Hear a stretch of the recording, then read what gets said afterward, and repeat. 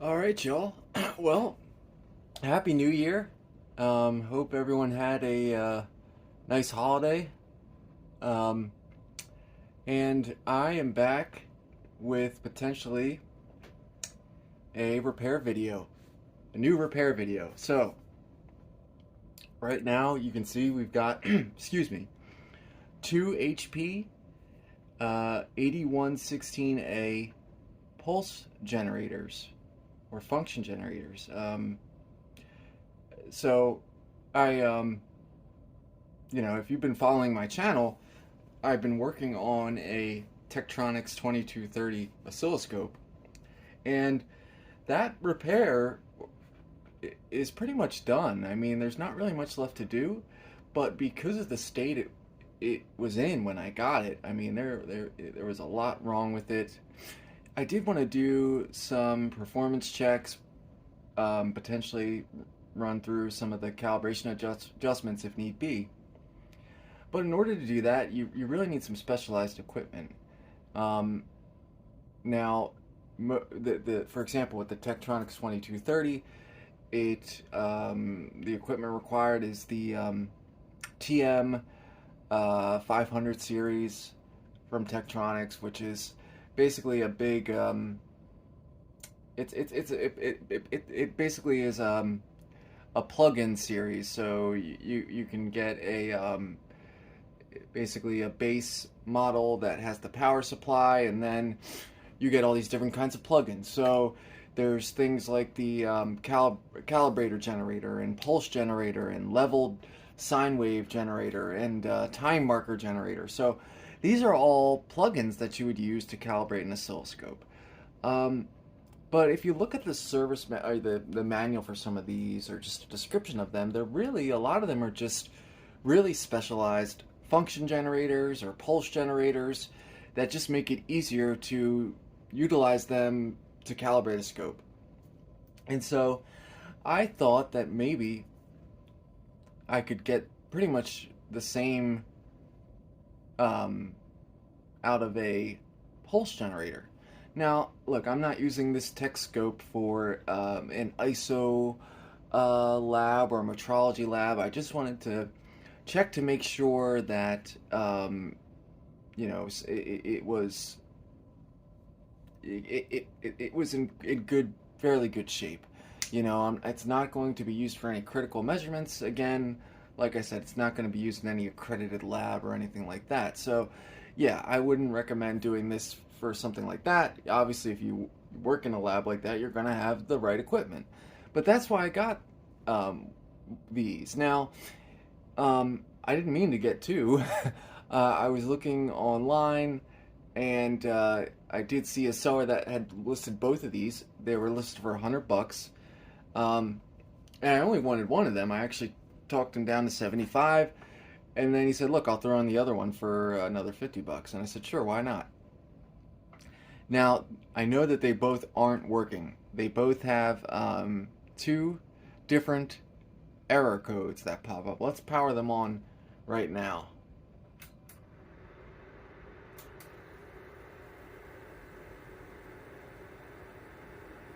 Oh, well, the bottom one did have E31.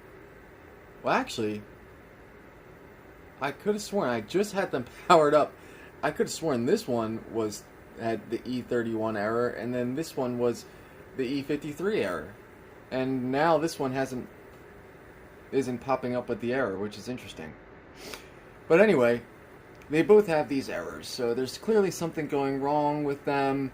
And going to take a look and see what we can find. Now, one of them is making a pretty horrendous buzzing sound. I don't know if you guys can hear that. I'm pretty sure it's the bottom one.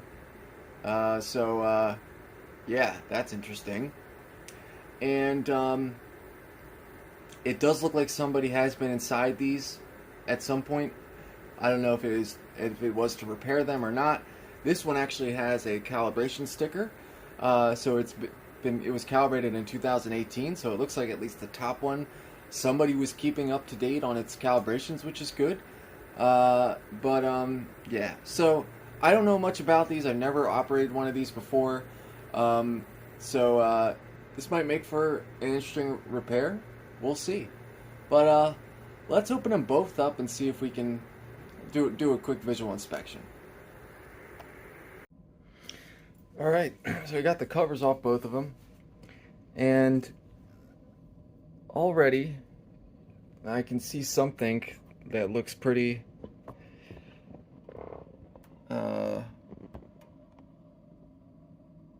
conspicuous. So that battery is definitely dead and looks like it's leaked its guts out and possibly done some damage to the board. You can see some of that oxidation on the pins of that, the legs of that resistor network there. And then, yeah, look at that on the screw there. This one, same deal, but might even be worse. You can see that capacitor on that leg there. Yeah, so I mean, this might be the reason for the issue for both of them. Potentially, I don't know. That's the first thing I see. You know, you really don't have much access to the power supply, or at least from here, but don't know if power supply issues are going to be. I mean, you never know, but the thing powers up just fine. You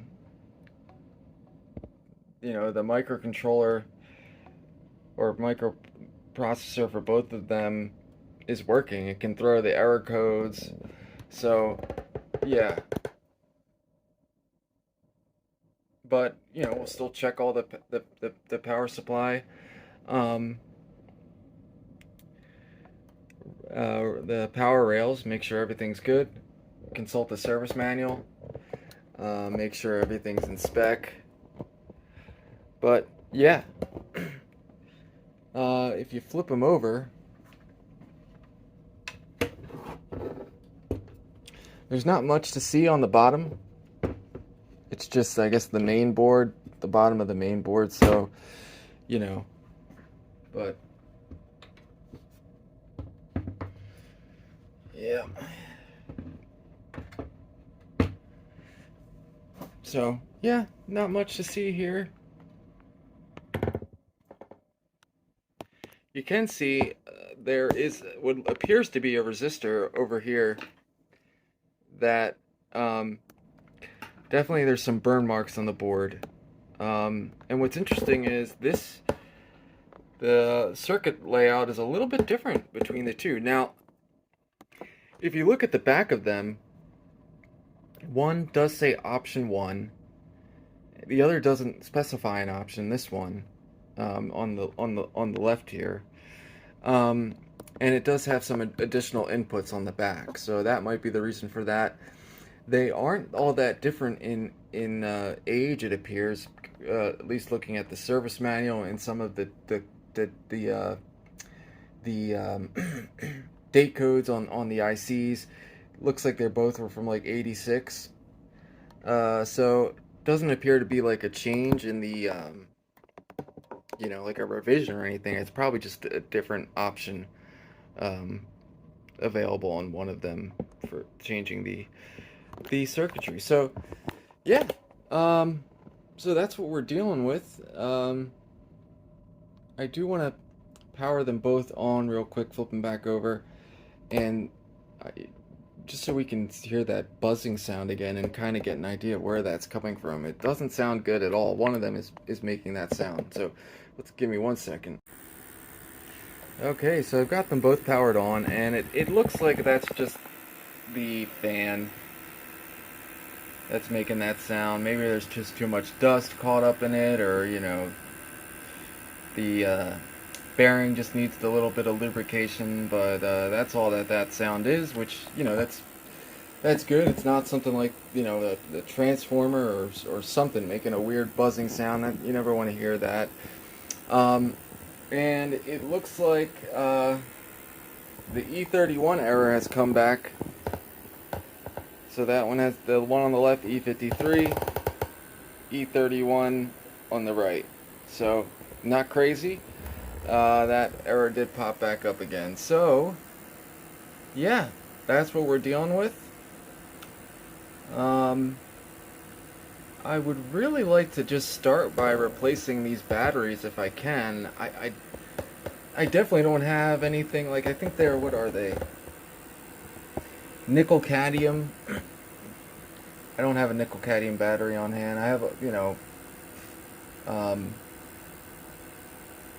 yeah, so I don't know. Let's just, I'm going to remove them and see if we can figure something out to see if, rule out the battery as a potential issue on both of these, and we'll go from there. Just real quick, I wanted to show you guys this, and I apologize for the horrible view, but this is the best I could get. That resistor down there looks like it has a crack right down the middle. Yeah, look at that. It's a 47 ohm resistor, and it looks like it's cracked right in half. And that's the one that had those burn marks on the back of the board. So just wanted to point that out real quick. Curious to measure that guy. So I figured we'd just look over the error code. So E31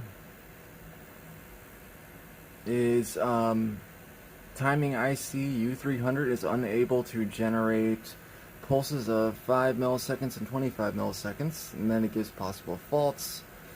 U13, U5, control mode selector, IC A1, U201, Q220. Yeah, so, as always with HP, their service manuals in the late 80s just were incredible. Such wealth of information, troubleshooting, really, really good stuff. But anyway, then we have E53 down here, which the Shaper IC U401 supplies an illegal offset when 0 degrees start phase is selected. Refer to E51 for the possible faults. Okay. Yeah, so not really quite sure what any of that means, but yeah, let's. I'm really curious to see if what these if both of these can supply any waveforms to. I'm gonna hook it up to my scope, both of them. Because, as soon as you can just press some buttons on the screen and the error codes do disappear. So it looks like they may still be operational. Let's give that a try. Alright, so I've got the lights off because I thought maybe it'd make it easier for you guys to see the scope. And so I've got them both hooked up, both of the generators, and you can clearly see one doesn't look like the other. So both of them are... I've got both of them set to a 1 kilohertz square wave. Now, channel 1, the bottom trace, is the E31, the unit with the E31 error. Okay, and you can see we got a nice looking square wave on the display. Looks really good. Frequency is correct. The amplitude, I should mention, is set to 1 volt. That looks good. So yeah, now the top, that's the E53 unit, and you can clearly see something is wrong there. Yeah, look at that. I mean, it's over attenuating on the top and overshooting, and then you got this little hump there on the falling edge of the square wave, so something definitely wrong there. Now we can switch them to triangle as well, and yeah, again, E31 looks great. But yeah, definitely something wrong with the E53 unit. Um, and then finally, it's a sine wave. And wow, just look at that. Clearly, something is wrong there. And by the way, the one with the horrible waveforms also has a horrible sounding fan. So, you know, that's probably just a coincidence. But yeah. Yeah, you know, I'm almost more inclined to start with the E53 unit. Might be more interesting to work on that and figure out what's going wrong there. Um, so, as far as the batteries, actually, the one with the what looked like there was more oxidative damage, that's actually the E31 unit. So I don't think that has anything to do with the errors potentially. The battery is just used to save the display settings on when it's powered down and powered back up. It has nothing to do with the calibration settings. You know, in fact, the calibration is done mostly with these through, you know, adjusting the trimmer pots. So, you know, I don't think that has anything to do with it. But I'm going to clean those up. I'm going to remove those batteries. I may just not even replace them. Yeah, so I think I'll start with that, just cleaning those batteries up. And I think I'm going to start with looking at the E53 unit. But there you have it. Okay, so this is why HP is superior. I mean, look at this. How cool is that? So, I don't know. I have not really ever seen anything like this before. I've seen boards, you know, that have hinges you can lift up, which is great, but they've actually got these little, well, I'll show you on this, these little hinges, or whatever you want to call them, on each side of the frame. And so then you can just hook the microprocessor board and then the control board right onto the side, so then you can gain access to the main board. I mean, that's awesome. You know, they've made the connectors long enough so that you can do that and still have them connected, so you can troubleshoot with the thing powered on. I mean, that is so cool. Yeah, I just had to point that out. But yeah, I lifted these up so that I can test the power rails, which are underneath them down there. Alright, so we're going to check the power supply rails now. I really apologize for that fan. That fan is horrendous, but we'll get to that. We'll get to that. But yeah, so yeah, I might even just disconnect it if I yeah. But anyway, just bear with it for now. So yeah, there's 6 power supply rails that we're interested in, and it's the plus 24, plus 15, plus 5, I believe negative 5.25, negative 15, and then negative 24. So let's give those a try, a test. Sorry, this is the best shot that I could get with the meter, and you know, just so you guys can get an idea of what I'm doing. And I know my hands are just blocking the view, so, but that's plus 24, looking good.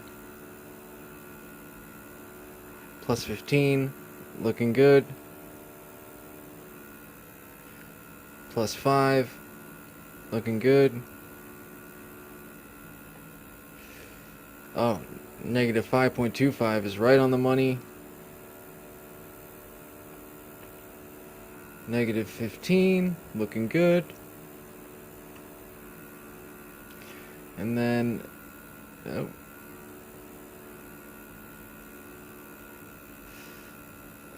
there we go.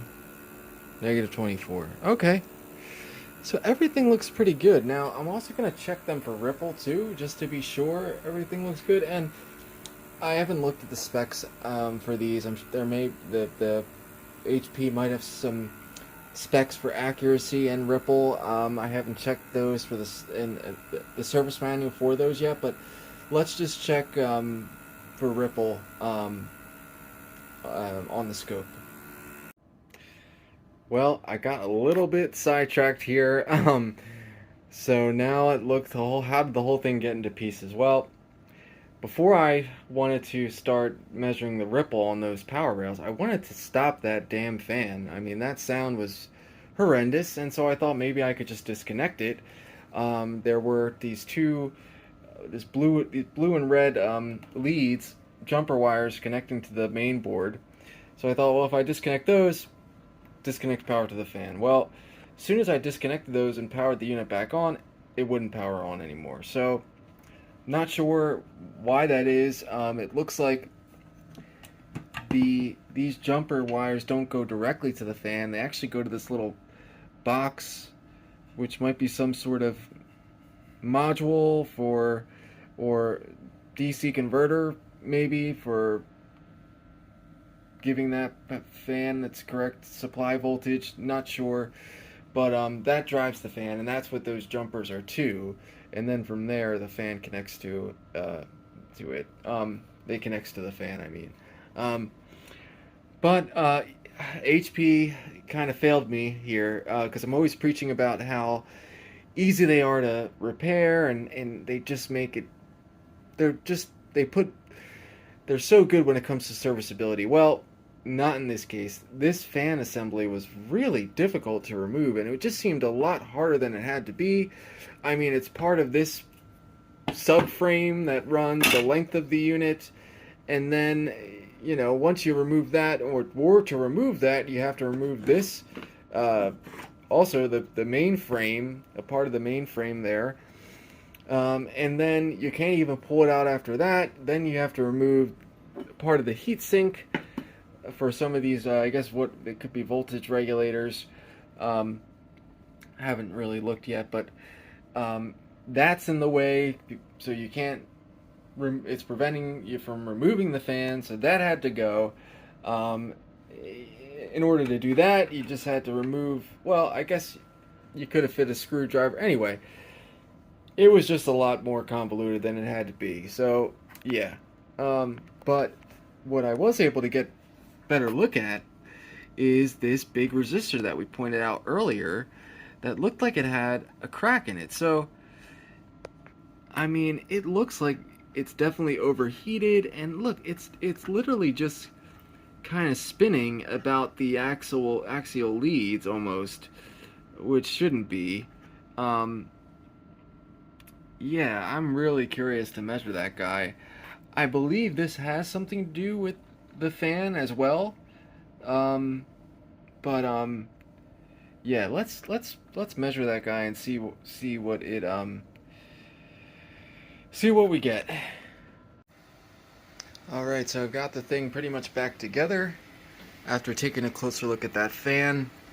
You can see it's a lot quieter now. So basically all I did was I took the end cap of that fan. You can kind of just pry it off after you remove the wiring on the outside of it, and you can get access to the bearing that fits into the end cap and the motor shaft. And basically I just cleaned it up with some WD-40. Looked like there was some grime that was caught around the bearing, and yeah, that's really all that I did, and then just reassembled it. I don't know if this will be a long-term fix. One thing I did notice is the motor shaft, it does wiggle a little bit. It has some wiggle in there, and I don't know if that's just from over time, it getting, you know, a bit, if it got like that over time. And so what I think is happening while the reason you're hearing that loud buzzing sound is because the impeller of the fan is actually hitting the the outer casing of the fan, and that's what you know, that, and maybe the grime that was caught in there was causing it to hit the outer casing, and now that it's removed, it's sitting more center in the stator. Potentially that is what was going on. So I just don't know how long that'll last, and you know, if it does, that noise does come back, you might have to consider replacing the fan with a, you know, a more modern excuse me, a more modern DC brushless fan. This is a brushless DC fan, but it, you know, they just don't make this type anymore. So, yep. With that fixed. Oh, and I also see if you guys can see. Oh, yeah. Also replaced. Yeah, I'm sorry, can't really. My camera won't focus, but you can also see that I replaced that 47 ohm 2 watt resistor. This is the original, and again, it's just completely cracked in half. I kind of separated it a bit more, but just to show that, yeah, this thing was literally cracked in half, and I'm surprised it actually was still measuring close to 47 ohms. But yep, definitely needed to be replaced. And I also, another thing is, with that new one, I kind of kept it a little bit raised off of the board, because it does seem to be a part that does get hot, so that way the air can travel underneath it as well. But yeah, now that that's done, we can move on to just checking the ripple on the power supply rails. Alright, so got the whole thing back together somewhat. Fan still sounds quiet. Now it almost sounds like it's trying to go back to that horrible sound, like you can just hear a faint of that buzzing. So again, I don't know if this will be a long-term fix, but hopefully it stays that way. It's much quieter now. But yeah, so I've got the my camera directed at the scope, and we're going to check each of the 6 power supply rails. Now, just a couple things to note when you're checking for ripple using a scope. There's a couple things you want to do to get an accurate measurement. Most scopes these days have, and old analog scopes have a bandwidth limiting option, so to limit the bandwidth usually to 20 megahertz. So you're gonna want to turn that on, because if you turn it off, you're just going to get the full bandwidth of your scope, which most people it's 100 megahertz, but it could be higher depending on what kind you have, and you're going to get a lot of noise that isn't going to provide a good representation of the actual ripple. So you're going to want to do that. Now, depending on what the power, the voltage of that power rail is, you might want to think about, and the spec, you might want to think about adjusting the probe from 10x to 1x, which is what I'm doing here. The highest power rail is 24 volts or plus or minus. So, you know, basically what I'm saying is that the ripple should be small. We're talking about tens of millivolts at the most. So, you know, to be able to see at those even more accurately at those lower attenuation settings. So instead of the lowest being 20 millivolts, I can bring it down to 2 millivolts, so I can really get an accurate representation of that ripple. But it'll depend on what power rails you're testing, so that's something to consider. Other thing you want to do is switch it from DC to AC coupling, so that way you're only seeing the AC portion of the signal, because that's what you're interested in. You want to see that if there's any ripple, which is more of an AC waveform. So you're going to want to do that as well. And that way you also don't have to make any position adjustments. It just makes it a hell of a lot easier. So those are the 3 things you're going to want to do. And so we can get started here. Starting with the 24 volt rail.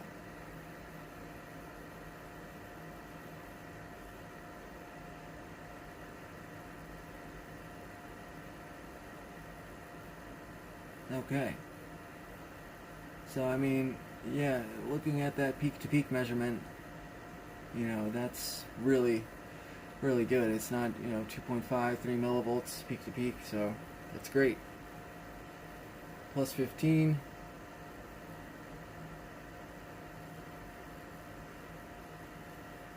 yeah, again,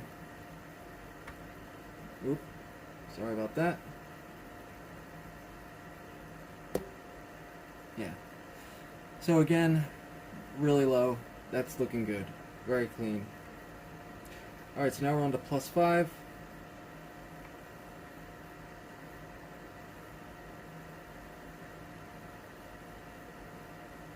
Also looking good. I think this is -5.25. Yep.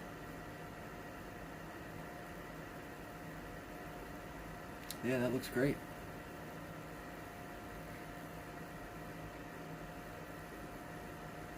This is -15.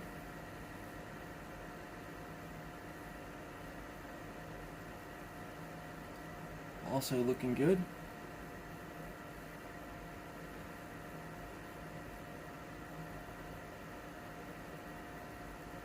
Yep. And then -24.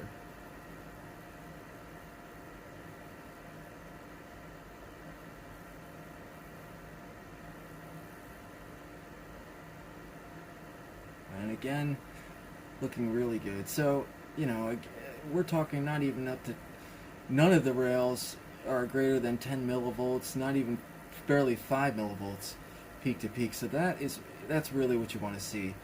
I don't think any of our power rails are going to be an issue here. So I think we can move on now to actually taking a look at the service manual and checking more specifically around those ICs and components that are associated typically with an E53 error. Alright, so let's go ahead and start doing that. Alright, so before we move into the thick of troubleshooting that E53 error, I did want to go over something real quick, and that is the 3 ASICs that this unit has, or these 3 proprietary HP chips that were specifically developed in-house by HP. And so there's, starting with this VCO IC. Now this IC could potentially be at fault according to what the E53 and E51 errors, you know, what the manual says about those errors. So there's this guy,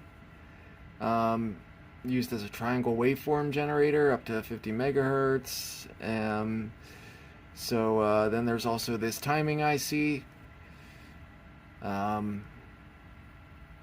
And then the Shaper IC, which also could potentially be at fault due to with this E53 error. So these 3 ICs, I'm really hoping it's not one of these, because, as I said, they're proprietary chips. They can't be sourced from anywhere, if they can be found at all, you know. But anyway, yeah, so it's just more difficult to find one of these than any transistor or capacitor that you could grab from Mauser or DigiKey. So I'm really hoping it's not one of these, but I just wanted to share that with you guys, that we'll be taking a look at some of these closely to see what's going on with them. And you can just take a look at where they're at on the main board. They are the ICs with the heat sinks attached to them. There's the other 2 right there, and I forget which ones they are, which one is which right now, but I'm sure we'll find out pretty quick. Alright, so I'm back at, I showed you this already. This is the errors E51, E52, and E53. For E53, the Shaper IC U401 supplies an illegal offset when the 0 degree start phase is selected. So it says refer to E51 for possible faults. So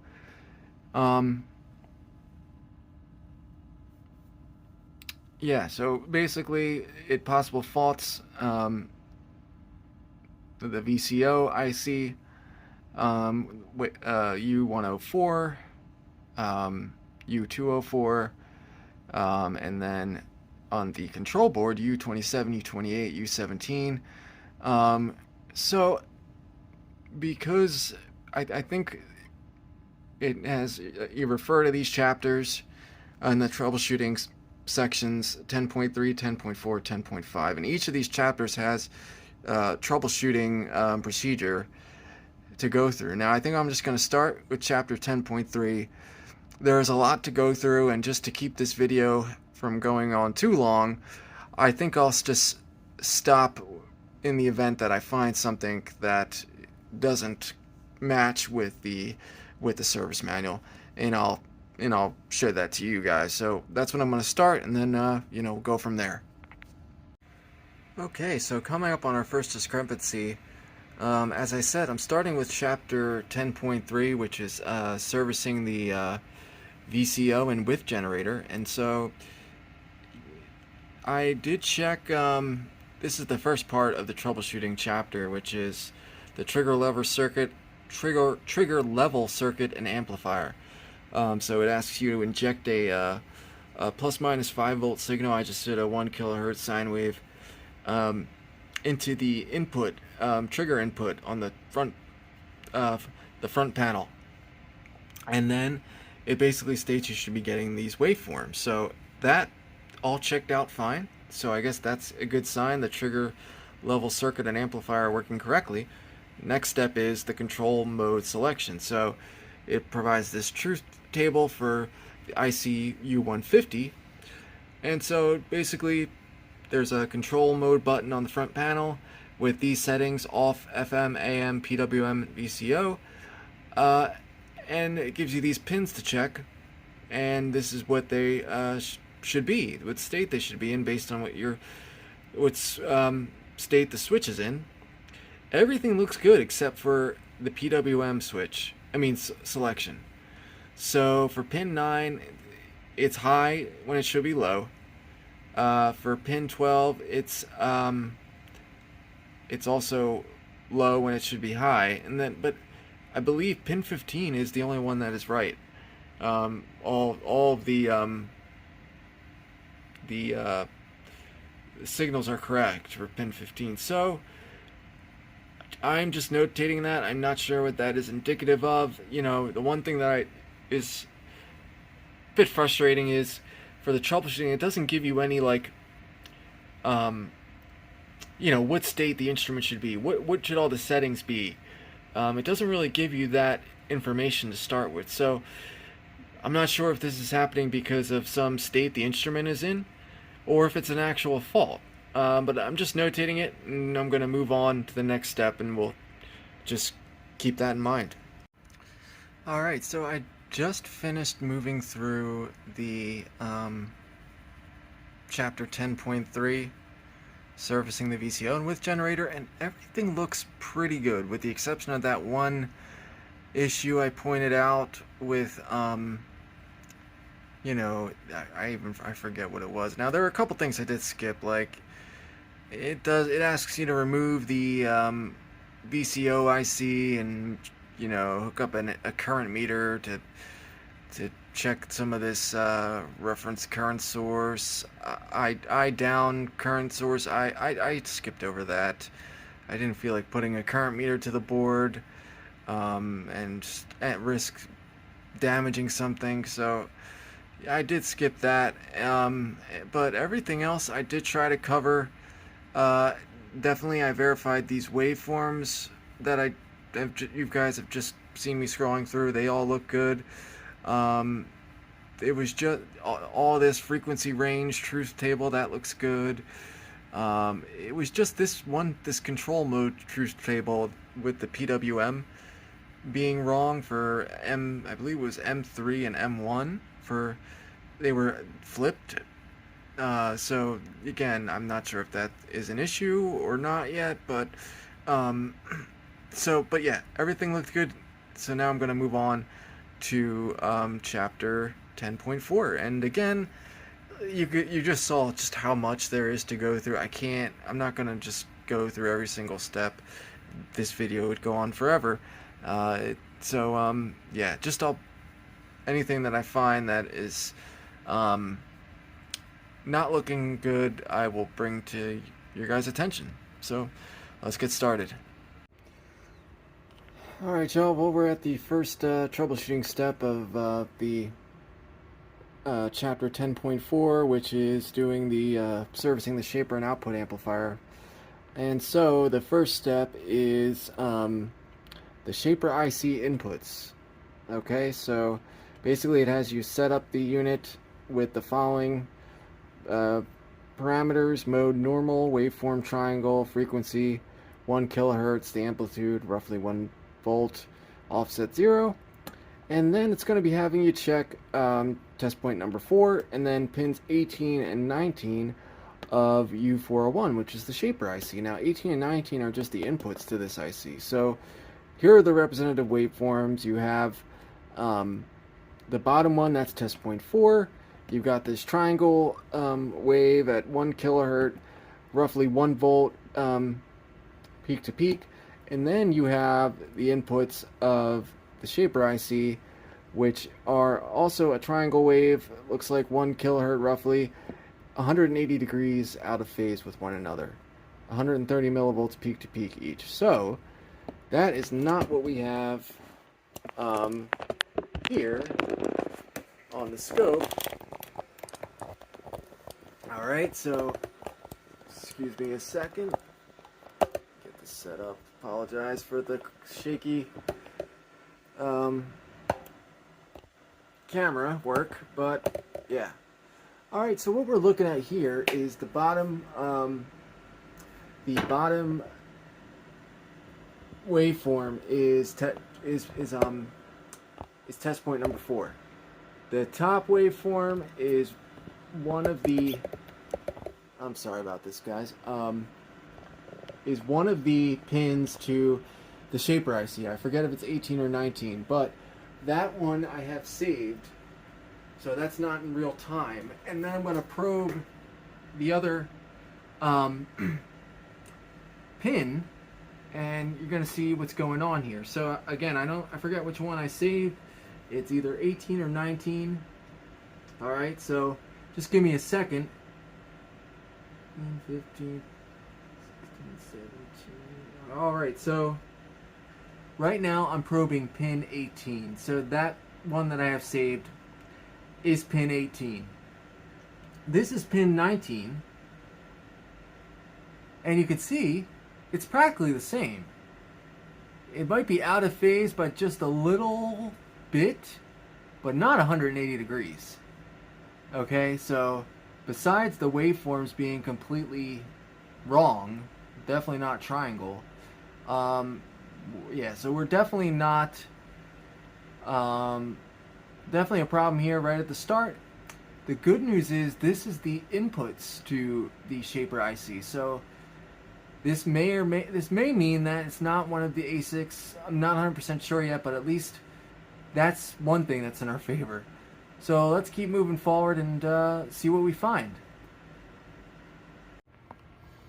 Alright, so now we're on to the second step in this troubleshooting procedure, and it's pretty much, the parameters are pretty much for the unit are they're set the same, except now we're doing a square wave. So the waveform is changed to square, and these are the representative waveforms. So TP4 is on the bottom, and here you're going to be probing pin 12 of U401, the shaper IC. So pin 12 is another input. It's the fast signal or fast mode signal input, I believe. That's this top waveform here, also a square wave. So let's see what we get. Now, square wave is not going to look good. Alright, so that's it right there. And just again, I apologize for trying to get this adjustment right.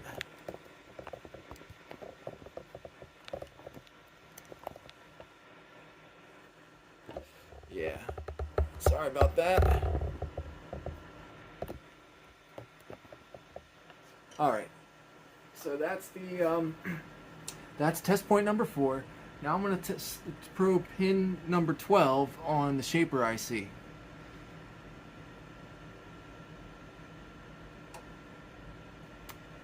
Okay, and now that is what we're supposed to see.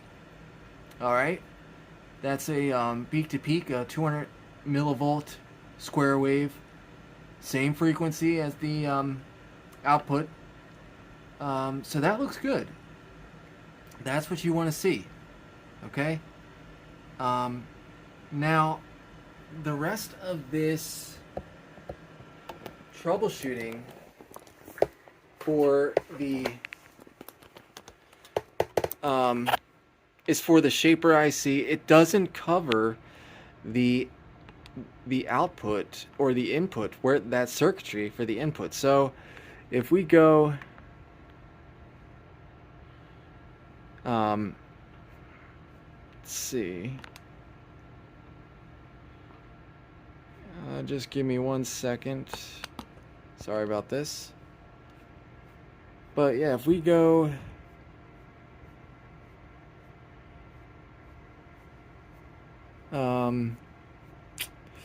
I just had it up, so I apologize. Yeah. Alright. So if we go to the schematic,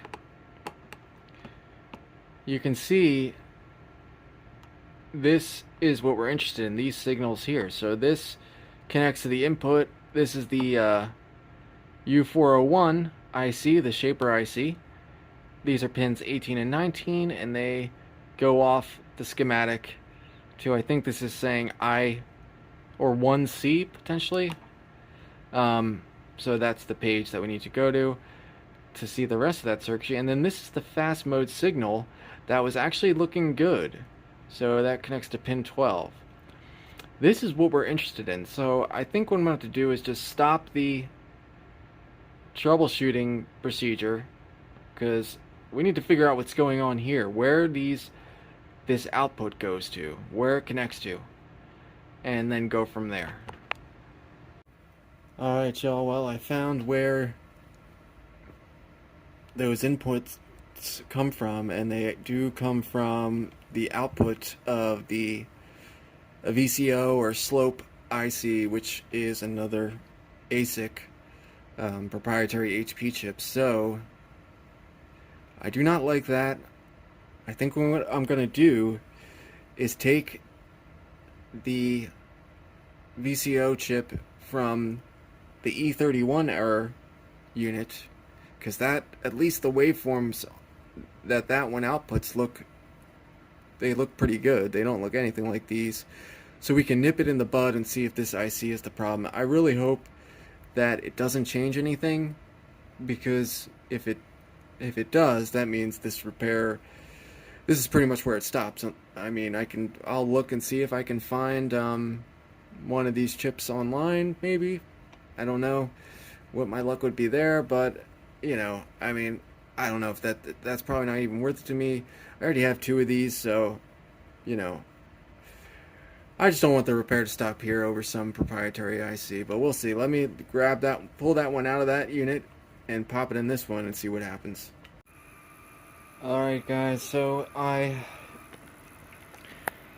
installed or swapped the VCO or slope ICs. That's the original, and the heat sink came off when I was trying to pull it out. But well, already when I powered it on, the E53 error did not pop up, which I don't like that. It may be a good indication that that is the IC. So right now I've got it hooked up to the scope. Let's put in a sine wave, 1 kilohertz amplitude. It's 0.5 volts. That works. All right, see what happens. Ah, damn. Yep. Yeah, man, it looks like it was that Shaper IC, that proprietary chip. Yep. Yeah, because that looks beautiful. Wow, that's really unfortunate.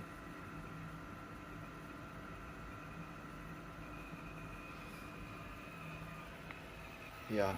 Alright, let's see. Switch it to triangle. Sorry. Triangle looks good. And look at that, a beautiful square wave. Oh man. Ah, damn. I was really hoping it wasn't that Shaper IC. I was really hoping it wasn't one of those proprietary chips, but it looks like that was the case. Yep, so, wow. Yep. I wonder if, let's see if that E31 error not popping up was a fluke or not. Oop. Let's power it back on. Yeah. Yeah, I don't know.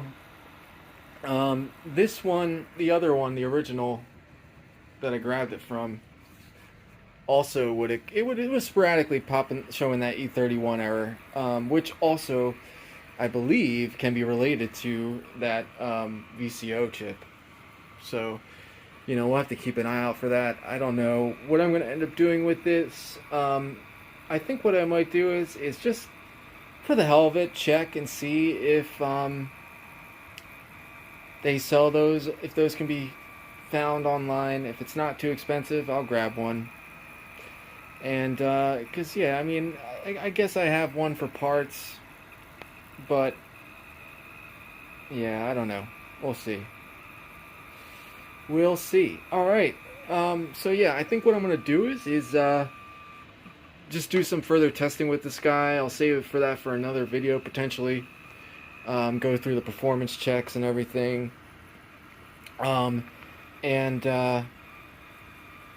Yeah. Actually, what, you know, as I mentioned in the beginning of this video, I initially got this to do some performance testing, calibration of that Tektronix scope. Well, I actually ended up grabbing something even better, more suited for that. It is a Tektronix piece of equipment. If you're a fan of Tektronix, I think you'll really appreciate this, because it's not, I mean, I could be wrong, but they aren't, from my limited searching of them and what I know of them, they aren't as well, they aren't the most sought after of the Tektronix pieces of equipment. It's not the TM500 series. It's actually the next generation version of that. So I'm going to be having that come in soon, and we can take a look at that. So this actually won't be really needed for you know, the original purpose that I had for it, but I'm sure I can still get some use out of it. Yeah, I think, like I said, I'll do some more rigorous testing of this guy, check the performance tests, and maybe even some calibration adjustments if I can handle it with the stuff I have in-house. If I keep it with this unit, I'm going to take the original fan from that guy as well and pop it in here. Yeah, I'm still not quite sure which one I'll make the parts unit, which one I won't. But anyway, there you have it. That is a wrap on this repair video. I did not like the way it ended, but sometimes that's the way, you know, that's the way it goes. But I hope you guys found that interesting. I'll catch you guys next time. Alright. One last thing. I did pop the bad slope IC into the E31 unit, and sure enough, the waveform has gotten bad again, like the E53 unit. And E53 did pop up as soon as I powered it on, so it's definitely this IC. But what I did want to point out is that IC, when I took it out, the heatsink came off immediately. It wasn't on there very securely, whereas the one that I swapped, that was on really tight. It would not come off. So maybe it was a poor heat transfer. This IC wasn't able to dissipate heat as well as it should, and that led to its failure. Maybe. We'll never know, but I just wanted to share that with you guys. Alright,